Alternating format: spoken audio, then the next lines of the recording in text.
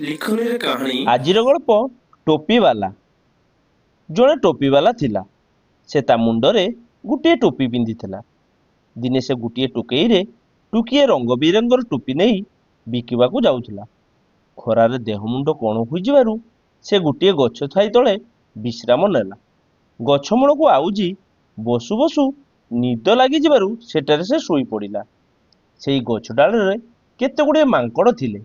ସେମାନେ ଟୋପିବାଲା ତା ମୁଣ୍ଡରେ ଟୋପି ପିନ୍ଧିଥିବାର ଦେଖିଲେ।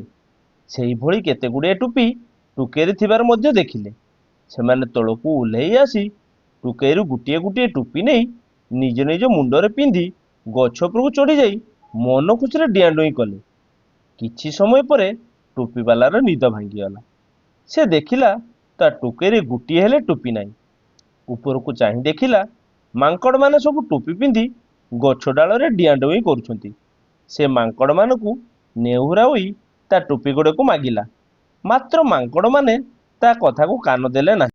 ଟୋପିବାଲା ମନେ ମନେ ଭାବିଲା, ମୋ ମୁଣ୍ଡରେ ଟୋପି ପିନ୍ଧିଥିବା ଯୋଗୁଁ ମାଙ୍କଡ଼ମାନେ ଟୋପି ଗୁଡ଼ାକ ନେଇ ପିନ୍ଧିଛନ୍ତି। ତେଣୁ ସେ ନିଜ ମୁଣ୍ଡରୁ ପିନ୍ଧିଥିବା ଟୋପିକୁ କାଢ଼ି ତଳେ ପକାଇଦେଲା।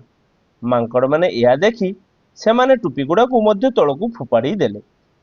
ଟୋପିବାଲା ତା ଟୋପି ତକ ଗୋଟାଏ ନେଇ ମନ ଖୁସିରେ ଚାଲିଗଲା। ପିଲାମାନେ, ଆମେମାନେ ଏଥିରୁ କ'ଣ ଶିଖିଲେ? ବୁଦ୍ଧି ଥିଲେ ଉପାୟ ବଳେ ବଳେ ଆସେ। ଦର୍ଶକ ବନ୍ଧୁ, କ୍ଷୁଦ୍ର ଗଳ୍ପ ସାହାଯ୍ୟରେ ଆପଣମାନଙ୍କୁ ଏଣ୍ଟରଟେନମେଣ୍ଟ କରିବା ଏହା ମୋର ଛୋଟିଆ ପ୍ରୟାସ। ଯଦି କୌଣସି ଉଚ୍ଚାରଣରେ ଭୁଲ ଥାଏ ତାହେଲେ ମୋତେ କ୍ଷମା କରିଦେବେ। ଲେଖନୀରେ କାହାଣୀ ଗଳ୍ପଟି ଆପଣମାନଙ୍କୁ ଭଲ ଲାଗିଥିଲେ ଭିଡ଼ିଓଟିକୁ ଲାଇକ୍ କରିଦିଅନ୍ତୁ, ସେୟାର କରିଦିଅନ୍ତୁ ଏବଂ ଗଳ୍ପଟି ଭଲ ଲାଗିଥିଲେ କିମ୍ବା ଖରାପ ଲାଗିଥିଲେ ଆପଣମାନେ କମେଣ୍ଟ ଦ୍ୱାରା ଆମକୁ ଜଣାନ୍ତୁ।